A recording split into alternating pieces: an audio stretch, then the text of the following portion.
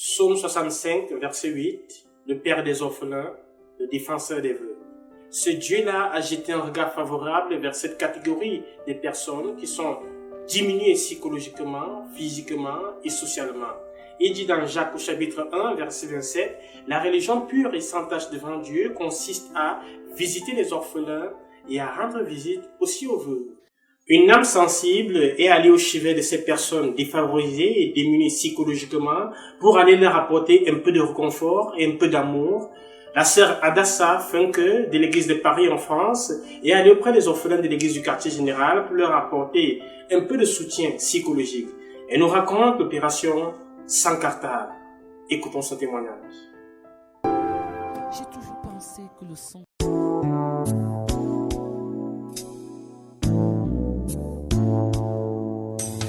Celui qui croise ton chemin, au malade, au pauvre, à l'orphelin, à l'étranger qui demeure chez toi,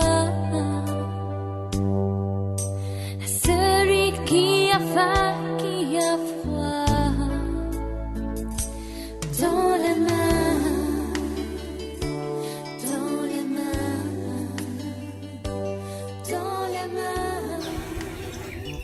Bonjour, je suis Funke Lucie Adassa. Adassa, c'est mon nom de baptême. Je suis membre de la communauté missionnaire chrétienne internationale, donc la CMCI, et membre de FESIDEV, la Fédération des seigneurs pour le développement, où je suis responsable de protection sociale et chef de projet Espoir d'une vie, qui est un projet pour les veuves et les orphelins, particulièrement de Koumé, de la région de l'Est du Cameroun, où il y a le quartier général de la communauté missionnaire chrétienne. Alors, je suis donc membre de la communauté missionnaire chrétienne, dirigeant de l'Assemblée du Bourget, où j'y habite moi-même. Je suis donc faiseur des disciples et je fais office de pasteur, parce qu'il y a une assemblée chez moi. Je suis arrivée à la communauté, au Bourget en France. Je suis arrivée à la communauté missionnaire chrétienne en 2015. Et en 2016, 2015, un mois après, je suis arrivée à Koumé, donc au quartier général de la communauté. Et le bâtiment de mon cœur a toujours été pour les personnes démunies, et spécialement pour les veuves et les orphelins. J'ai été orpheline de père à l'âge de 8 ans. Étant d'une famille de 7 enfants, je n'ai pas eu de problème financier, parce que le Seigneur m'a accordé la grâce d'avoir des aînés qui ont tout fait pour me donner une vie meilleure. Je n'ai pas eu de soucis. J'ai été dans un très beau cadre, j'ai pas eu de problème. Mais au fond de moi, mon cœur a toujours battu pour les faibles, les démunis. J'ai travaillé pendant une année avec des personnes sans abri en France, où j'allais dans les parcs tous les samedis avec une grande sœur dans le Seigneur. Et on s'occupait de ces personnes-là, certains ont donné la vie à Jésus et certains en sont même décédés. Mais en 2017, j'ai la grâce de rencontrer un de nos dirigeants, mais qui est un grand frère pour moi, en la personne du frère Constant Yonke, qui m'a demandé de rejoindre la FESIDEV. Et donc aussitôt, ce projet qui avait au fond de mon cœur a vu le jour. Une année après, plus précisément en décembre 2016, je suis revenue pour l'UMPJ, dans l'Université mondiale de la prière. Et je posais la question de savoir s'il n'y avait pas de veuves et d'orphelins dans cette communauté-là. Bien évidemment, il y en avait. J'ai été conduite vers la responsable, une des personnes qui s'occupe de cette branche, de ce département. Donc, revenue en France, je suis revenue au mois de juin donc, 2017, je rejoins la FESIDEV et je redescends au quartier général 2 mois après. Et c'est pendant ce temps-là que j'ai pu écrire le projet Espoir d'une vie, qui est un projet dans lequel il faut choisir 100 orphelins. Au mois de juin 2015, je rejoins dans la FESIDEV à la demande du frère Constant Yonke. Et le projet est dans mon cœur. Je me dis, c'est le moment de d'amener à l'existence ce projet, ce battement de cœur qui a toujours été quelque chose de très fort en moi. Je suis donc partie à Koumé, rencontrer le leader de la communauté mondiale chrétienne, en la personne du frère et pasteur Théodore Ambessé, qui est en même temps pasteur de cette communauté et le président même de FECIDEV. C'est alors que le projet, pendant que j'y étais, j'ai donc reçu ce projet Espoir d'une vie, donc Espoir d'une vie meilleure, mais je me suis arrêtée à Espoir d'une vie, qui donc très clairement dans mon esprit, j'ai compris qu'il fallait qu'on recense, parce qu'au quartier général, ils sont en train de faire le recensement de 1000 orphelins et fonctionnent par le système de love home. Ils n'adoptent pas des enfants, il n'y a pas de parrainage classique, il n'y a que des chrétiens qui eux-mêmes adoptent ces enfants. Mais moi, ce n'était pas dans cette optique-là. L'optique, c'était d'avoir un échantillon de 100 enfants et 100 veuves qu'on devait accompagner, les 100 veuves pendant 3 ans dans des activités génératrices de revenus pour les rendre indépendants. Nous ne venons pas leur donner de l'argent. Nous savons qu'ils ont un potentiel en eux. Et le but, c'est de les aider à comprendre que être une veuve n'est pas une fatalité. Certes, la vie, c'est notre parcours, d'ailleurs, chacun a son parcours, mais c'est de les aider à se relever et de rester dignes, de s'occuper de leurs enfants dignement. Alors, les 100 veuves sont en train d'être recensées parce qu'on a commencé par les 100 orphelins. À Koumé, nous sommes encore en train de recenser les 100 veuves qui vont donc bénéficier de cet appui qui est comme un packaging où on va pouvoir les aider dans des activités génératrices de revenus afin qu'elles soient autonomes.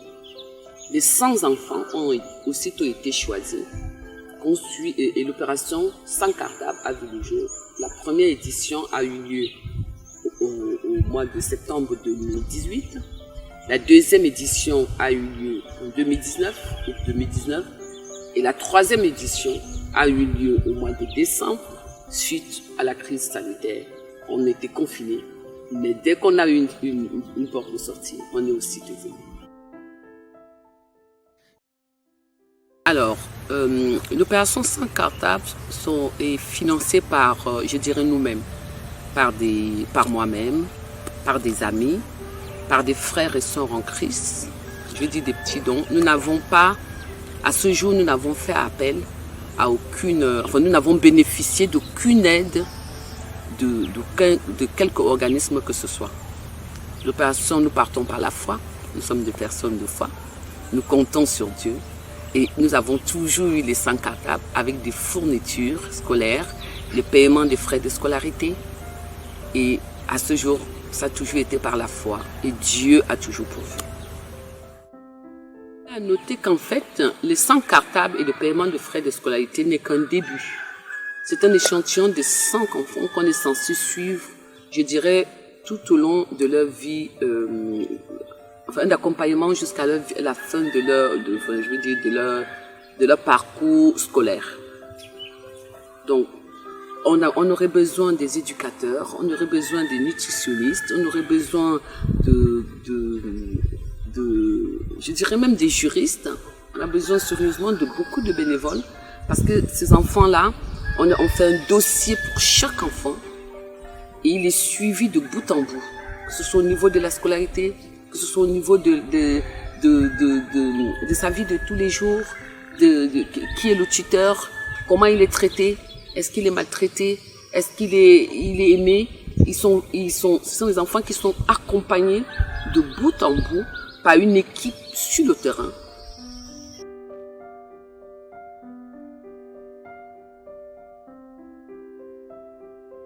C'est-à-dire que nous avons l'équipe de relais sur le terrain qui assure cela. Nous arrivons avec les 100 cartables, nous repartons. Mais on a une équipe sur le terrain qui s'occupe de ces enfants-là, dont les besoins sont énormes. Je ne saurais citer. Là, c'est la 3e année, mais je me rends compte que on a eu des besoins en vêtements, on a eu un conteneur de vêtements, on a pu les aider, mais on s'en rend compte que de plus en plus, les besoins sont énormes. Alors, mon équipe et moi, nous sommes descendus sur le terrain au mois de septembre 2017 et nous avons été rendre visite à quelques orphelins. je vous avoue que arrivé chez ces orphelins-là, je ne pleurais pas, mais j'avais les yeux qui pleuraient. Parce que leurs conditions de vie étaient insoutenables. Je vais vous parler d'une famille où il y avait trois enfants de 16. L'aîné avait 16 ans, 14 et 12 ans. Et leur maman était très jeune, elle était atteinte d'un cancer et elle n'était ailleurs par là. Et j'appelle ces bouts de chou, mais en fait, ils ont bâti la maison de leur mère de leurs propres mains. C'est-à-dire que tous les week-ends, il avait un copain orphelin commun qui venait, il montait des briques, qu'il les posait, brique après brique. Ils ont bâti cette maison-là. Et ils avaient avec un degré de dignité indescriptible. Tous les week-ends, ils passaient leur week-end, ils n'ont pas eu de vie d'enfant, ils passaient leur week-end à bâtir la maison de leur mère. Malheureusement, une année après, quand nous sommes revenus, cette dame est décédée. Nous avons eu dire qu'elle est décédée. On a dû les délocaliser pour les amener chez leur grand-mère dans une autre région. Je vous avoue que cette situation nous amène à voir notre petitesse, notre insatisfaction, la capacité que nous avons à regarder que notre nombril, à ne penser qu'au moi. Et je me suis dit, c'est pas possible, les gens ne peuvent pas vivre. Nous devons faire quelque chose. On ne peut pas rester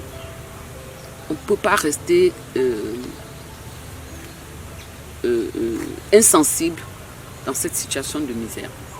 Il y avait plusieurs familles. Mais je note quand même que malgré cette situation difficile et indescriptible, c'est des enfants très dignes. C'est des personnes extrêmement dignes qui ne vous demandent pratiquement rien, qui font ce qu'ils peuvent. Et bien évidemment, si nous les regardons avec les yeux, j'ai envie de dire européens, on va penser que non, ils vivent leur vie tranquille. Ils ne sont pas résignés, mais ils donnent ce qu'ils peuvent. Mais pour nous, c'est pas possible. La particularité de cette année, j'avoue que c'est vraiment une année 20 sur 20. Malgré la crise sanitaire, malgré le fait que nous ne sommes pas arrivés au mois de septembre, comme d'habitude, et que l'école avait commencé depuis le mois d'octobre au Cameroun, les enfants nous attendaient. Chaque année, ils disent, on attend les moments festives. Et nous avons été particulièrement bien reçus par nos collègues relais. Moi, je vous avoue que je rentre tellement boostée et encouragée.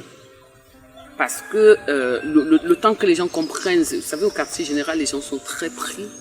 Chacun a son poste et a plusieurs postes d'ailleurs. Mais petit à petit, le projet a fait son chemin. Et là, ils se sont arrangés, alors même qu'on ne les a pas prévenus, parce qu'on ne savait plus, on avait repoussé le voyage plus d'une fois, donc on ne savait plus exactement à quel moment on devait arriver. Mais ils ont tout fait pour... Vraiment, on a été tellement soutenus pour nous soutenir à un niveau. L'ambiance était bon enfant. On avait, le conteneur nous avait précédés. Mais arrivé en une demi-journée, on a pu vider le conteneur. Tout le monde a travaillé. Nous n'avons même pas eu à nous soucier ni du manger. On a des personnes, des très belles personnes, bon, qui sont très humbles, mais bon, qui se sont arrangées à ce qu'on ait à manger tous les jours. À ce qu'on n'ait pas à se soucier. Au quartier général, il y aura toujours manger, mais particulièrement à ce qu'on soit dans le repos à tous les niveaux. Et ça, c'est... Nous repartons, nos cœurs remplis de reconnaissance. Et surtout, par le fait que tout le monde en fait son problème. Toute l'équipe est concernée aujourd'hui par ce projet. Ce n'est plus le projet d'un petit groupe de personnes qui reviennent de la France. Non, c'est le projet de toute cette équipe-là. Que ce soit nous qui partons de la France avec le projet et que le relais, les personnes qui font office de relais local ont aussi leur projet.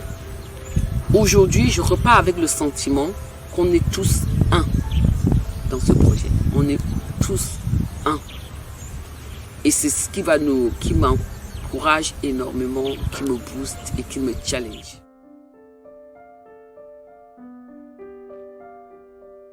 Perspective d'avenir. À moyen terme, nous avons besoin des hectares de terrain parce que dans cette région, les gens vivent beaucoup plus du champ, du produit de la terre. Donc nous avons besoin des hectares de terrain pour les veuves, au moins minimum 100 hectares de terrain pour que chaque veuve ait un hectare. Nous avons besoin des ingénieurs agronomes pour les aider à cultiver ces hectares de terrain. Nous avons besoin des machines, parce que quand les trois quarts, quand elles ne font pas du champ, elles font de la couture. Donc nous avons besoin du matériel de couture, du matériel de mercerie. Nous avons besoin même des vêtements pour les enfants. Et il a noté que à côté du projet Espoir de ces 100 orphelins, on arrive dans, vous savez, 100 orphelins, c'est vite arrivé. 100 enfants, c'est vite fait. On arrive, en général en Afrique, c'est des familles de 4, 5, 6 enfants. Donc si on en prend 3, il en reste 2. Donc on a toujours besoin d'un peu plus pour ne pas frustrer ceux qui ne sont pas choisis. Donc on a besoin, quand on dit 100 orphelins, j'ai envie de dire pour 300 orphelins. Parce que dans la famille, il faut bien que ceux qui sont là ne se sentent pas lésés. Non, on a énormément besoin même du monde, même des bénévoles qui sont censés venir sur place, voir ce qui se passe et réfléchir pour nous apporter leurs idées. Donc nous avons besoin de toute catégorie socio-professionnelle. Et surtout, nous avons besoin du cœur. Ce ne sont pas des orphelins à parrainer. Ce sont des orphelins qui doivent être pris avec des lots, comme vous savez, des foyers d'amour. C'est-à-dire qu'on veut les cœurs. Pas de personnes qui vont venir donner que de l'argent ou de quoi, non, des personnes qui vont apporter leur cœur, leur sensibilité. Alors, nous avons distribué cette fois-ci 249 cartons de dons de vêtements. Nous sommes dans la région de l'Est du Cameroun, donc chez des personnes de petite taille qu'on appelle communément des pygmées, et qui vivaient de la chasse et de la cueillette. Et la déforestation les a rendus très vulnérables. C'est des personnes très très pauvres, très dignes. Je tiens à le signaler, ils sont très dignes, mais qui sont pauvres parce que ils peuvent plus s'en sortir. Et donc on se dit qu'ils ont besoin de tout en fait. Mais là, pour le moment, on est venu avec quelques cartons donc 249 précisément, de cartons de distribution de dons de vêtements. Et une seule partie, un tiers seulement, est allé vers ces personnes-là. Mais on en a encore beaucoup plus besoin. Ce voyage a vraiment été pour nous quelque chose où nous avons vu la main de Dieu. Je vous disais qu'on a reporté le voyage plusieurs fois dû au contexte sanitaire. Et à un moment donné, on a fixé une date. On s'est dit, dès que le deuxième reconfinement, on a dit, dès qu'il y a une petite ouverture, on part. Sauf qu'au moment de partir, on était 3 cette fois-ci. Et une de nos sœurs en Christ ne retrouvait plus sa carte de séjour. On s'est tous mis en prière. On est parti par la foi, au point d'acheter son billet, de tout faire, mais on n'avait toujours pas de carte de séjour. Et c'est la veille, le jeudi, alors qu'on devait prendre l'avion le vendredi, et que nous étions dans les prières, que tout le monde a prié, qu'on a envoyé des SOS de partout, que, bon, je ne veux pas vous dire que c'était un hasard, que son mari a pu juste aller ouvrir le capot de l'imprimante et la carte de séjour s'y trouvait. Et on avait crié au Saint-Esprit. On avait dit, Saint-Esprit, tu sais exactement où est cette carte de séjour. Et je vous avoue que la carte de séjour, on l'a eu la veille pour le lendemain. Dieu a été très fidèle. J'ai envie de vous dire que vous qui regardez cette interview, je vous exhorte donc à délier cet altruisme qui est au fond de nous et de vous tourner et de nous rejoindre dans ce combat. Mais j'insiste sur le fait que nous avons des valeurs. Nous sommes des chrétiens, c'est-à-dire que des petits Christ. Nous vivons selon le style de vie du Christ. Et notre référence, c'est la Bible. Donc nous ne pouvons pas accepter tous les dons. Vous pouvez nous appeler, mais sachez que nous tenons à nos valeurs. Nous ne sommes pas des personnes fermées, mais nous tenons à nos valeurs. Vous pouvez nous contacter et si vous voulez, demandez-nous, on peut échanger pour que vous sachiez quelles sont nos valeurs. Nous pouvons accepter de tout type de dons, mais conformes à nos valeurs à nous. Merci beaucoup.